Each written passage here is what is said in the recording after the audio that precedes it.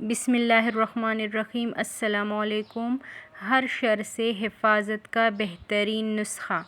حضرت عبداللہ بن حبیب رضی اللہ تعالیٰ عنہ صحابی روایت کرتے ہیں کہ ہم حضور صلی اللہ علیہ وآلہ وسلم کو بارش کی رات اور سخت اندھیرے میں تلاش کر رہے تھے کہ آپ صلی اللہ علیہ وآلہ وسلم کو ہم پا گئے۔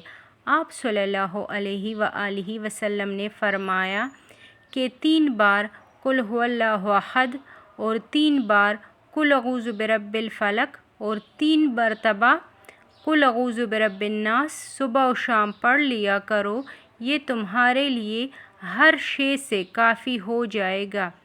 یہ وظیفہ ہر شر سے بچانے کے لیے کافی ہے، یعنی نفس و شیطان اور جنات و عصیب، جادو، حاسد و دشمنوں کے شر اور بری نظر کے شر سے حفاظت کا بہترین نسخہ ہے۔ نیز یہ وظیفہ ہر وظیفہ کی طرف سے بھی کافی ہے۔